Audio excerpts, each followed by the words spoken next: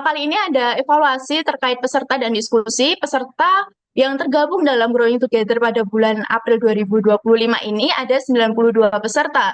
Namun di dalam berjalannya diskusi ada total 8 peserta yang undur diri atau keluar dari grup dari 3 grup yang ada di bulan April. Nah, ini adalah evaluasi untuk peserta dan diskusinya. Masih ada peserta yang tidak berbagi dalam grup Growing Together April. Ini sangat disayangkan. Di Growing Together 1 ada 2 peserta, sementara di grup 2 ada 3 peserta, dan di grup 3 ada 4 peserta. Untuk jumlah respon yang masuk di Growing Together 1 ada 260 chat, grup kedua ada 477 chat, di Growing Together 3 ada 294 chat. Nah, ini adalah rekap dari admin yang setiap harinya, setiap minggunya merekap keaktifan dari Bapak Ibu Saudara sekalian yang bergabung di dalam grup. Sementara untuk diskusi teraktif, ini kita hitungnya per minggu ya, di Growing Together 1, itu paling aktif ada di minggu 1 dengan 90 respons, lalu Growing Together 2 ada di minggu 2 dengan 162 respons, dan di grup 3 ada di minggu pertama juga dengan 99 respon. Untuk peserta paling aktif selama 1 bulan kemarin, selama bulan April, itu untuk grup 1 ada Saudari Chen, ada Ibu Grace Chandra, ada Bapak Wasisto. Di grup 2 ada Bapak Engelbert, ada Ibu Dwi Kanti, ada Saudara Jimris. Dan yang di grup ketiga ada Ibu Rohana Purnama, Bapak Ferry Chan, dan Bapak Yosef Harijanto. Nah, harapannya Bapak Ibu Saudara juga yang tadinya di bulan April belum aktif atau belum sangat aktif atau keaktifannya masih minimalis, kiranya nanti di bulan selanjutnya, di bulan Mei, bisa ditingkatkan ya untuk keaktifannya. Oke, untuk selanjutnya ada evaluasi dari fasilitator juga yang mengamati dari diskusi yang Bapak Ibu Saudara lakukan di dalam grup. Nah, yang evaluasi yang pertama, renungan yang paling banyak didiskusikan di setiap grup itu di Growing Together grup 1 sama grup 2, itu ada di alasan 36. Kristus menderita dan mati menciptakan umat yang berhasrat untuk melakukan perbuatan baik. Sementara di Growing Together grup 3 itu ada di alasan ke-34. Kristus menderita dan mati memampukan kita untuk hidup dengan iman kepadanya.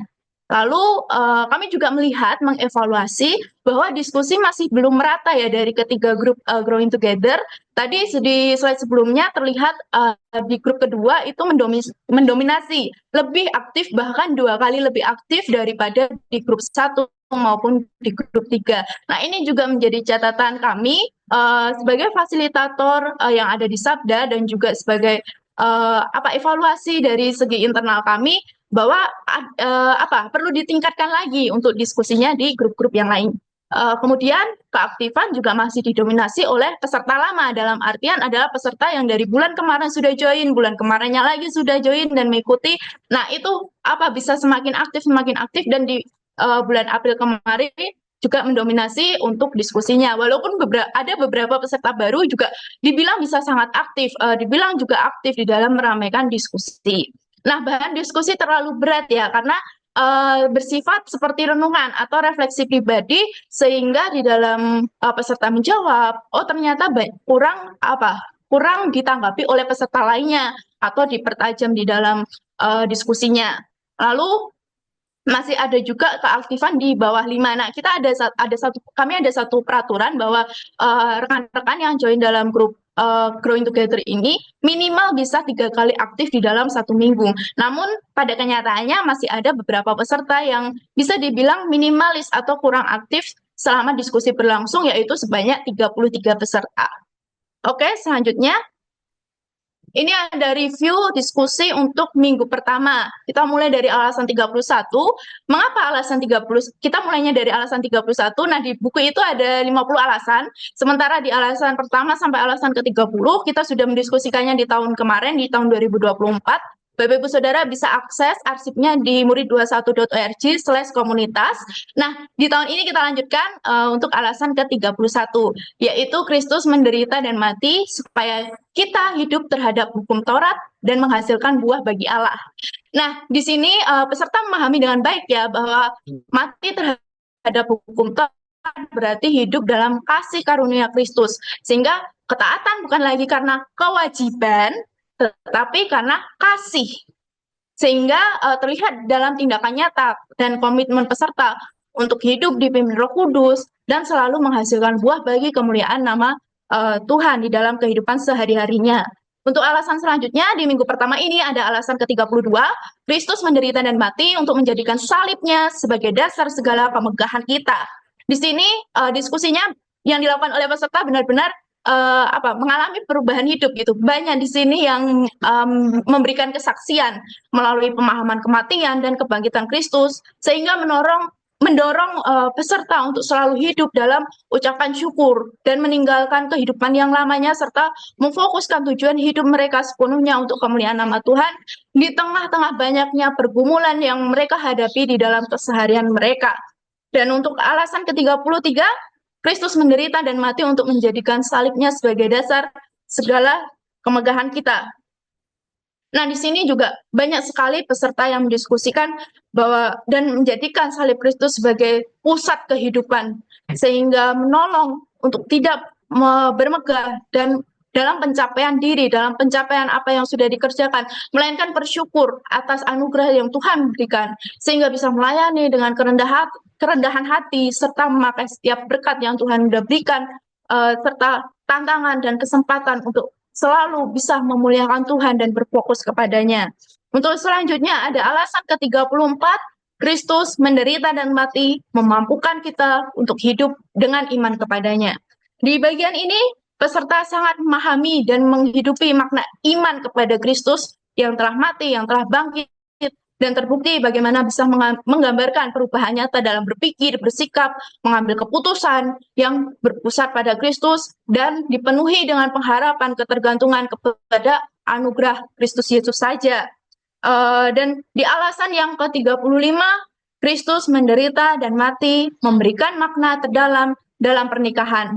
Nah, di sini peserta sangat menegaskan bahwa penderitaan dan kematian Kristus menjadi teladan ya, menjadi contoh yang kasih yang mengorbankan diri dan rela berkorban, kesetiaan yang tanpa syarat, dan harusnya ini juga menjadi dasar dalam pernikahan Kristen, di mana kasih Kristus ini diwujudkan melalui pengampunan, melalui kesetiaan, melalui pengorbanan, dan membangun hubungan yang saling menghormati, melayani, dan mengutamakan kepentingan pasangan.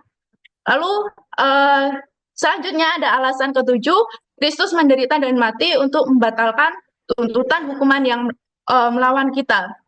Di sini peserta amat sangat menekankan bahwa meskipun perbuatan buruk dan kegagalan rohani dapat mengintimidasi hubungan yang telah kita bangun dengan Kristus, karena anugerah Tuhan yang memulihkan, mengampuni, serta menguatkan, ini yang menjadi kekuatan utama untuk kita bisa kembali berdiri, kembali menghadapi kegagalan, bukan dengan kesombongan, melainkan dengan kerendahan hati dan melanjutkan untuk selalu bertumbuh di dalam kerohanian dan di dalam kasih Kristus yang tanpa syarat. Nah, kita masuk ke dalam minggu kedua, ini adalah review diskusi untuk minggu kedua, itu alasan ke-36, Kristus menderita dan mati, menciptakan umat yang berhasrat untuk melakukan perbuatan baik. Nah, di sini peserta sepakat ya, keselamatan adalah anugerah Allah melalui iman, bukan hasil perbuatan, namun perbuatan baik yang kita kerjakan selama ini, yang kita kerjakan selama kita masih ada di dunia adalah respon sebagai ucapan syukur, sebagai bukti hidup yang diubahkan karena kita telah menerima Kristus Yesus sebagai Tuhan dan Juru Selamat, dan didorong oleh kasih kepada Kristus dan dipimpin oleh Roh Kudus, kita dipanggil untuk memuliakan Allah melalui setiap tindakan nyata yang mencerminkan kasih terang Kristus itu sendiri. Lalu di alasan yang ke-37, Kristus menderita dan mati memanggil kita untuk mengikuti teladan kerendahan hati dan kasih yang rela berkorban. Pengorbanan Kristus adalah anugerah keselamatan dan teladan hidup bagi orang percaya. Dari kasih dan penderitaannya, lahirlah panggilan untuk kita hidup dalam kerendahan hati, dalam ketaatan, dalam kerelaan untuk berkorban bagi orang lain, dalam bersaksi. Nah, perubahan hidup ya ini dimungkinkan oleh Roh Kudus dan berakar pada pengampunan dan berfokus pada Kristus Yesus. Di alasan yang ke-38, Kristus menderita dan mati untuk menciptakan sekelompok pengikut yang tersalib. Mengikut Kristus di jalan Kalvari Berarti hidup di dalam kasih-Nya, di dalam ketaatannya, di dalam pengorbanannya, dengan menyangkal diri, memikul salib setiap hari.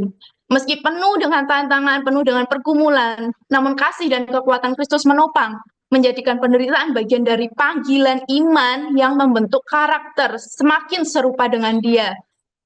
Di alasan yang ke-39, Kristus menderita dan mati untuk membebaskan kita dari perbudakan oleh rasa takut akan kematian. Nah, di dalam diskusi ini menyoroti bahwa ketakutan akan kematian berubah menjadi pengharapan setelah mereka mengenal Kristus. Setelah kita orang-orang percaya ini mengenal Kristus dengan sungguh-sungguh, dengan segenap hati, dengan segenap pikiran, yang melalui kematiannya mengalahkan maut dan memberi jalan kehidupan yang kekal. Nah, iman padanya membebaskan diri dari rasa takut, menumbuhkan keberanian untuk hidup, melayani, dan menghadapi penderitaan di dalam keseharian kita, di dalam lingkungan kita, dimanapun Tuhan tempatkan kita. Di alasan selanjutnya ada alasan ke-40, Kristus menderita dan mati supaya kita dapat segera bersamanya setelah kematian. Kematian disebut keuntungan bagi orang percaya ya, karena membawa pada persekutuan kekal dengan Kristus, membebaskan dari penderitaan dunia dan menggenapi janji hidup kekekalan. Keyakinan ini memberi pengharapan yang mengubahkan ketakutan menjadi sukacita dan memotivasi kita untuk selalu hidup dalam kehidupan yang memuliakan Allah serta melayani sesama. Di alasan selanjutnya ada alasan 41, Kristus menderita dan mati untuk menjamin kebangkitan kita dari antara orang mati. Kebangkitan Kristus memberi orang percaya kemenangan atas dosa dan maut, pengharapan kekal, kekuatan menghadapi penderitaan. Meski masih ada ketakutan, masih ada pergumulan, hidup dalam relasi dengan Kristus ditopang doa dan firman Tuhan menolong untuk terus berjalan dalam iman, di dalam sukacita, dan di dalam tujuan yang kekal, yaitu kehidupan bersama Kristus. Kita masuk ke review yang minggu yang ketiga ya, untuk alasan 42, Kristus menderita dan mati untuk melucuti para pemerintah dan penguasa. Orang percaya masih bisa terjerat di dalam godaan karena kelemahan manusia, kelemahan tubuh jasmani ini. Pengaruh dunia, kurangnya relasi dengan Tuhan, dan belum memahami identitas yang baru di dalam Kristus. Namun dengan hidup dalam firman Tuhan yang dipimpin Roh Kudus dan mengenakan perlengkapan rohani, kita dapat hidup bebas, berani, dan tanpa dakwaan di hadapan Allah. Untuk selanjutnya alasan ke-43, Kristus menderita dan mati untuk memancarkan kuasa Allah dalam Injil. Mengabarkan Injil penuh tantangan, seperti penolakan, perdebatan, hingga ketakutan-ketakutan lainnya. Namun Tuhan memberi kekuatan melalui Roh Kudus, melalui firman Tuhan yang kita baca setiap hari yang Tuhan sudah berikan kepada kita, dan melalui komunitas-komunitas Kristen, baik di gereja, komunitas lainnya, yang udah Tuhan kasih kepada kita, untuk kita bisa ikuti di sana, untuk bisa kita mendapat kekuatan dengan berbagai metode, baik itu di media sosial, baik itu di pelayanan langsung, baik itu di teladan-teladan hidup. Orang percaya taat memberitakan kasih Kristus dan menyerahkan hasilnya kepada Tuhan. Tugas kita adalah memberitakan kasih Kristus kepada semua orang, dan bagaimana Tuhan akan mengubahkan hati setiap orang itu pekerjaan Tuhan gitu. Pekerjaan kita, bagian kita adalah memberitakan kasih Kristus. Untuk selanjutnya di alasan ke-44, Kristus menderita dan mati untuk menghancurkan permusuhan antar ras. Kristus telah menghancurkan tembok permusuhan melalui salib. Namun manusia sering membangunnya kembali. Melalui apa? Melalui ego, fanatisme, dan ketakutan akan perbedaan. Tembok pemisahan masih nyata. Di dalam diskusi ada beberapa peserta yang sharing. Nyata di mana? Nyata di gereja, di dominasi, maupun di sosial, di kehidupan bermasyarakat sehari-hari. Nah, kita orang percaya dipanggil untuk hidup dalam kasih, saat menghormati perbedaan, membawa damai sebagai tubuh Kristus. Selanjutnya ada alasan ke-45, Kristus menderita dan mati untuk menebus manusia dari setiap suku dan bahasa dan kaum dan bangsa. Nah, di diskusi ini peserta juga sepakat kesatuan dalam tubuh Kristus terwujud bukan dengan menyeragamkan, tetapi dengan merangkul perbedaan dalam kasih yang Tuhan Yesus Kristus telah berikan. Melalui ibadah multikultural contohnya, dialog lintas budaya, pelayanan inklusif, dan hidup tanpa diskriminasi. Kita menyatakan karya penebusan Kristus yang menyatukan semua suku, bahasa, dan bangsa melalui apa yang kita kerjakan setiap harinya. Di alasan selanjutnya, ada alasan yang ke-14, Kristus menderita dan mati untuk membawa kita kepada iman dan menjaga kita tetap setia. Pemahaman bahwa Kristus menjamin kesetiaan kita dalam perjanjian baru memberi kekuatan dalam perjuangan iman. Karena kita bersandar hanya kepada kasih karunia. Bukan usaha sendiri ya Bapak Ibu, tidak bisa kalau dengan usaha sendiri. Saat gagal atau saat lemah, kita memiliki pengharapan karena Kristus yang setia menopang dan memelihara kita sampai akhirnya sampai kepada kekekalan. Yang selanjutnya kita masuk ke review minggu ketiga, masih di alasan 21, Kristus menderita dan mati untuk mendamaikan kita dengan Allah. Di bagian diskusi ini permusuhan halus terhadap Allah sering muncul nih, tanpa kita sadari ya, permusuhan halus itu permusuhan yang tanpa kita sadari, sering muncul melalui ketidakpedulian, penundaan ketaatan, dan fokus pada hal duniawi. Nah, kesadaran akan hal ini mendorong kita untuk bertobat, lalu membangun disiplin rohani, hidup dipimpin Roh Kudus, dan mengenal Kristus bukan hanya sebagai sahabat, tapi juga sebagai Tuhan yang layak ditaati, layak disembah. Untuk selanjutnya kita masuk ke review untuk minggu yang keempat, itu ada alasan 46, Kristus menderita dan mati untuk mengumpulkan semua dombanya dari seluruh penjuru dunia. Di bagian ini banyak peserta yang mengalami perjumpaan dengan domba lain yang belum mengenal Kristus dan meresponnya dengan doa, dengan teladan hidup, dengan kesaksian-kesaksian yang diberikan, serta mengajak ke komunitas iman, ke komunitas orang-orang percaya, baik itu di gereja maupun di komunitas di luar gereja. Meski tantangan dan hasilnya sangat beragam, mereka belajar berserah kepada Tuhan. Peserta yang sharing, yang tergabung dalam grup ini, mereka belajar untuk menyerahkan semuanya, apa yang sudah mereka kerjakan untuk dalam perjumpaan dengan domba yang lain ini kepada Tuhan, karena hanya Dia yang bisa mengubah hati dan memberikan pertumbuhan rohani di dalamnya. Oke, untuk selanjutnya ada alasan ke-47, Kristus menderita dan mati untuk menyelamatkan kita dari penghakiman terakhir. Menyegarkan iman dengan mengingat bahwa keselamatan dalam Kristus adalah anugerah yang lengkap, telah, sedang, dan akan digenapi. Kita diajak hidup dalam kesetiaan, menjadi terang Kristus melalui kasih, melalui persahabatan yang tanpa batas, serta menantikan kedatangannya dengan iman dan pengharapan yang teguh. Kita harus memelihara iman ini sampai hari akhir, sampai kepada kedatangan Kristus Yesus. Selanjutnya ada alasan ke-48, Kristus menderita dan mati untuk memperoleh sukacitanya dan sukacita kita. Sukacita sejati dialami oleh orang yang percaya dan hidupnya di dalam Kristus. Bukan karena keadaan duniawi ya Bapak Ibu Saudara, bukan karena disembuhkan, bukan karena berkat-berkat duniawi, melainkan karena relasi dengan Tuhan.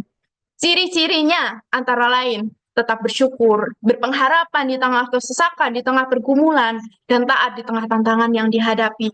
Sukacita ini dipelihara melalui doa, melalui firman Tuhan, melalui komunitas, dan kebergantungan tentunya kepada Roh Kudus dan kepada Kristus Yesus. Oke, yang selanjutnya ada alasan ke-49.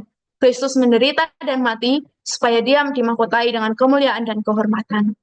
Yesus harus menderita dan mati untuk menebus dosa manusia, dan kemuliaannya menunjukkan kasih-Nya yang tak terbatas.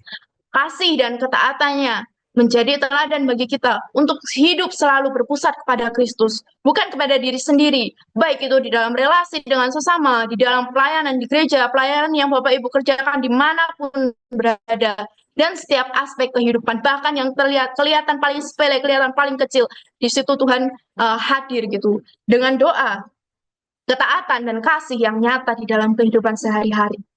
Selanjutnya ada alasan ke-50, Kristus menderita dan mati untuk menunjukkan bahwa kejahatan terberat diizinkan Allah demi kebaikan. Pada bagian ini ditegaskan kembali bahwa penderitaan dan kejahatan tidak lepas dari kedaulatan Allah. Semua ada di tangan Allah, ada di pengaturan Allah melalui salib. Allah mengubah tragedi menjadi kemenangan. Kasih Kristus yang rela menderita, menebus dosa manusia, menjadi dasar pengharapan kita sampai sekarang ini, memampukan kita hidup di dalam iman, di dalam pengampunan, dan di tengah sukacita, di segala keadaan. Untuk selanjutnya ada alasan ke-28, Kristus menderita dan mati untuk membebaskan kita dari kesia-siaan nenek moyang kita. Dalam diskusi kali ini, di dalam diskusi alasan yang ke-28 ini, sangat ditegaskan bahwa penderitaan dan kematian Kristus membebaskan kita dari dosa, dari kutuk, dari luka masa lalu yang telah diperbuat nenek moyang kita, bisa dibilang seperti itu, dan memberikan identitas baru dan harapan baru. Keselamatan sekali lagi bukan hasil usaha, melainkan anugerah yang harus dihidupi dengan ketaatan, dengan pelayanan, dengan menyerahkan hidup sebagai terang di tengah dunia ini. Nah, di dalam diskusi ini banyak sekali sharing dari Bapak Ibu Saudara ya. Mungkin di setiap minggu ada sharing, ada kesaksian dan sebagainya macam. Nah, ini ada beberapa yang kami ambil untuk menjadi satu konten. Bukan satu, mungkin beberapa konten di media sosial Sabda_MLC. Nah, ini ada beberapa sharing pendapat yang diberikan Ibu Rohana, Ibu Dwi Kanti, Saudari Sepania, dan juga ada beberapa quotes yang kami ambil dari diskusi Bapak Ibu Saudara selama berlangsung di Growing Together April kemarin. Ada dari Ibu Melana, selanjutnya ada Ibu Noviana, Ibu Mardiana, ada juga dari Bapak Engelbert, Ibu Febe, Ibu Anggia, dan juga ini ada story of life yang kami ambil juga dari kesaksian Bapak Ibu Saudara ketika men-sharingkan itu, membagikan itu di dalam grup. Kami ambil sebagai konten yang bisa menginspirasi orang lain yang menggunakan media sosial juga. Wah, ada konten dari Ibu Sanur, ada konten dari Bapak Arif Sudarmaji, juga ada konten dari Ibu Melse. Ini kami pakai, kami olah, kami jadikan konten supaya ini menjadi menjadi semangat untuk teman-teman di media sosial bisa mengerjakan amanat agung, bisa juga mengerjakan apa yang Tuhan kehendaki di dalam kehidupan mereka. Nah, itu tadi review dan sedikit evaluasi dari Growing Together April 2025.